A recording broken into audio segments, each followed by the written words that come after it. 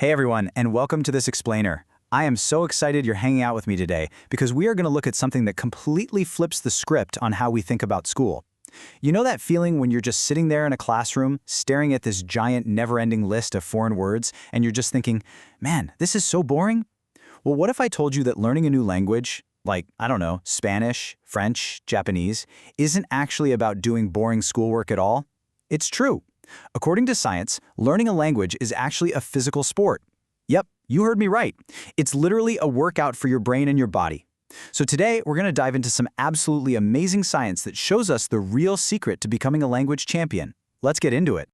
Now, tell me if this has ever happened to you. You're watching a cartoon in another language, or maybe somebody just asks you a really simple question, and you know exactly what they're saying. You know the words, but the absolute second you open your mouth to answer back, it's like your tongue is tied in a giant knot and your mouth completely freezes up.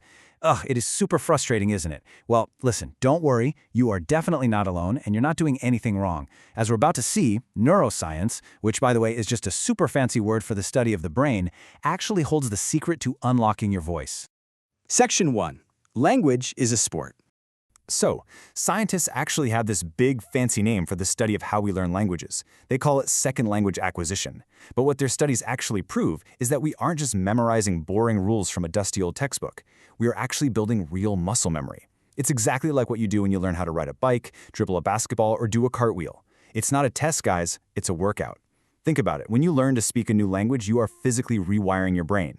You literally have to teach your brain to hear brand new sounds. And then you have to act like a star athlete and coordinate your mouth, your tongue, and your vocal cords to make those exact same sounds. It is a totally physical process. Moving on to Section 2, the two brain areas. Okay, to solve the mystery of why your mouth just completely freezes up, we need to meet the two main characters living right inside your head. When it comes to language, your brain actually has a bit of a split personality. On one side, we have Wernicke's area. Now, let's just make it simple and call this the listening brain. This is the part of your brain that acts like a decoder. It figures out what words mean when you hear them or read them. But on the other side, we have Broca's area. You can think of this one as the speaking muscle. This is the part of your brain that actually gives the physical commands to your mouth and your tongue to move. And here is the big secret, okay? When you just read textbooks or sit quietly and listen to a teacher, you are only training that listening brain. You are totally, completely ignoring the speaking muscle. So, if you actually want to speak, you have to physically train that speaking muscle by moving your mouth. Makes sense, right? All right, Section 3, the Goldilocks learning zone. So how do we actually start training these brain areas the right way? Well, we have to feed our brain the right kind of materials to start leveling up. A really famous scientist named Stephen Krashen called this comprehensible input, or the formula I+1. Let's break that down and make it super simple. Imagine you're playing your favorite video game. The I is the exact level you're at right now, and the +1, that just means the language you are listening to is just one tiny little step above your current level. It's a lot like the story of Goldilocks and the Three Bears. If the words you're hearing are way too hard, it just sounds like pure noise and your brain completely ignores it. That bowl of porridge is way too hot. Now, if it's too easy, you don't learn anything new at all. That porridge is too cold. But if it is I+1, it's just right. Because you understand most of the story, your brain naturally kicks into gear, acts like a super detective, and just figures out those few new words all on its own. Section 4, playing the copycat game.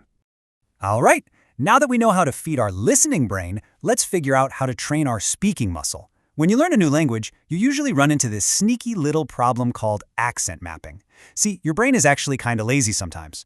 When it hears a brand new sound, instead of learning it, it tries to just swap it out for a sound you already know from your own language. For example, if your brain doesn't know how to make the th sound, it might lazily swap it out for a t. So instead of saying both, you end up saying boat.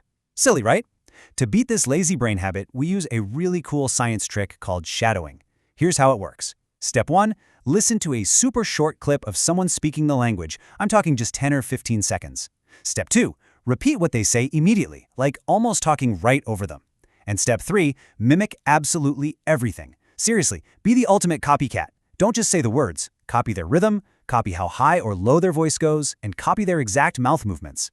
Shadowing basically forces your speaking muscle to build brand new muscle memory, so you end up sounding like a natural and not a lazy robot. Section 5, fighting the brain's eraser. Okay, we are doing awesome, but there is one more big boss battle we really have to win, and that is fighting the brain's giant eraser. A long time ago, a scientist named Hermann Ebbinghaus discovered this thing called the forgetting curve. Basically, he proved that our brains are actually programmed to erase and forget new information super fast unless we review it. But guess what? We can actually use math to trick the brain's eraser using a really smart system called spaced repetition. Instead of looking at a new word every single day until you're just bored out of your mind, you wait. You review the word after 1 day. Then you wait a little longer and review it after 3 days, then 10 days, then a whole month. Basically, you test yourself at the exact mathematical moment your brain is about to forget the word. And when you do this, it tricks your brain into thinking, whoa, this word keeps coming back. It must be absolutely crucial for my survival. And boom, just like that, the word gets locked into your long-term memory forever. Section 6. Your daily study recipes. Wow, okay, we have covered some absolutely amazing science today. We learned about the speaking muscle, the Goldilocks zone, the copycat game, and tricking the eraser. So let's bring it all together and build your super simple daily recipe. To become a true language champion, about 80% of your study time should just be input. That means watching fun cartoons, reading cool comics, or listening to stories that are right there in that just right Goldilocks zone. Then, 10% of your time is for shadowing, doing your copycat mouth exercises to really train that speaking muscle. And the last 10%? That is output. That's just having fun talking with a teacher or a buddy who gives you really gentle corrections when you make a mistake. And honestly, it is really that easy. Absolutely no boring textbook rules required. So there you have it. You completely have the power to rewire your brain. You've now got the ultimate scientific training manual. You know exactly how to feed your listening brain, and you know how to work out your speaking muscle. So now that you know this secret, what language are you going to conquer first? The whole world is out there waiting for you to speak up. Thanks so much for joining me on this explainer today. Go out there, level up your brain, and I'll see you next time.